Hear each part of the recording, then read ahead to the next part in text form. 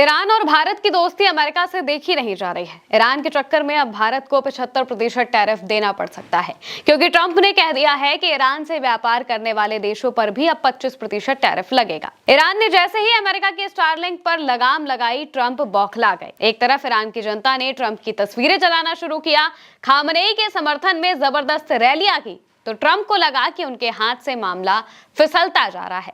इसलिए ट्रंप ने अब ईरान को हर तरफ से घेरना शुरू कर दिया है। अमेरिकी राष्ट्रपति डोनाल्ड ट्रंप ने ईरान के साथ व्यापार करने वाले किसी भी देश पर 25% टैरिफ लगाने की घोषणा की है।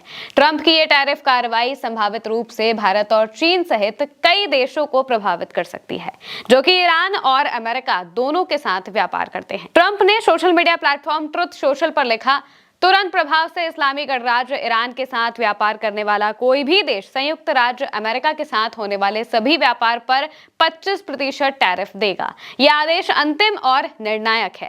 टैरिफ की घोषणा ऐसे समय पर हुई है जब ट्रंप ईरान के खिलाफ संभावित सैन्य कार्रवाई पर भी विचार कर रहे हैं। व्हाइट हाउस की प्रेस सेक्रेटरी कैरोलिन लेविट ने कहा था कि अमेरिका के पास एक विकल्प ये भी है कि वो ईरान पर हवाई हमला करे, लेकिन साथ ही उन्होंने कहा कि ईरान के पास ट्रंप के विशेष दूत स्टीव विटकॉफ से बात करने का एक राजनयिक चैनल भी खुला है। उन्होंने कहा कि ईरान अपने सार्वजनिक बयानों की तुलना में निजी तौर पर बहुत अलग बोली बोल रहा है। चीन को ईरान का सबसे बड़ा व्यापारिक साझेदार माना जाता है, लेकिन ट्रंप के इस कदम का असर भारत, संयुक्त अरब अमीरात यानी कि यूएई और तुर्की पर भी पड़ेगा, जो कि तेहरान के प्रमुख व्यापारिक साझेदारों में से एक हैं। तेहरान में मौजूद भारतीय दूतावास के मुताबिक भारत ने वित्तीय वर्ष 2024-25 में ईरान को $1.24 अरब का सामान निर्यात किया था, जबकि $0.44 अरब का आयात किया था, जिससे कुल व्यापार $1.68 अरब यानी कि लगभग 14,000 से 15,000 करोड़ रुपए हो गया है। इनमें सबसे बड़ा हिस्सा $512.92 मिलियन मूल्य के कार्बनिक केमिकल्स का है। इसके बाद फल हैं, मेवे हैं, खट्टे फलों के छिलके और खरबूज। इन्हें मिलाकर $311.60 मिलियन और खनिज, ईंधन, तेल और आसवन उत्पाद $86.48 मिलियन के थे। ध्यान रहे कि अमेरिका ने पहले ही रूसी तेल की खरीद के लिए भारतीय सामानों पर कुल 50% का टैरिफ लगाया हुआ है। अगर ईरान से व्यापार के लिए भी भारत पर अतिरिक्त टैरिफ लगता है तो व्यापार में और बाधा आ जाएगी और ऐसे में भारत पर कुल टैरिफ 75% हो जाएगा। यहाँ ये भी ध्यान रहे कि अमेरिका और भारत दोनों पक्ष एक व्यापार समझौते को अंतिम रूप देने के लिए महीनों से काम कर रहे हैं।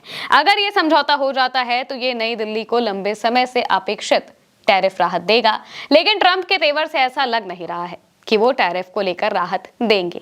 भारत के लिए ईरान से दोस्ती और व्यापार बहुत जरूरी है, क्योंकि ईरान क्षेत्रीय जुड़ाव के कुछ सबसे जरूरी रास्तों के सेंटर में है। इसलिए तेहरान में स्थिरता सीधे तौर पर भारत के रणनीतिक और व्यावसायिक हितों से भी जुड़ी हुई है।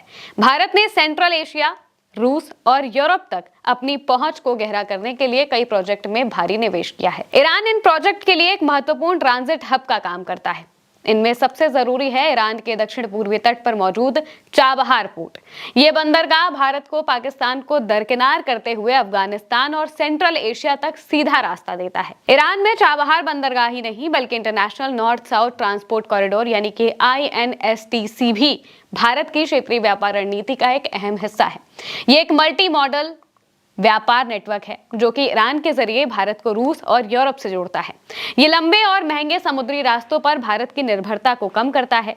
ऐसे में चाबहार बंदरगाह और INSTC दोनों ही प्रोजेक्ट भारत के लिए बहुत जरूरी हैं। हाल के सालों में भारत ईरान के 5 सबसे बड़े व्यापारिक भागीदारों में से एक रहा है। अगर ईरान में अस्थिरता बढ़ती है तो इन परियोजनाओं के संचालन में भी बाधा आ सकती है। इससे भारत के व्यापार और लॉजिस्टिक्स पर बुरा असर पड़ सकता है। वहीं अगर ईरान पर अमेरिका हमला कर देता है तो भारत के लिए और भी मुश्किल हो जाएगी। वहीं टैरिफ लगना भी बड़ी मुसीबत है।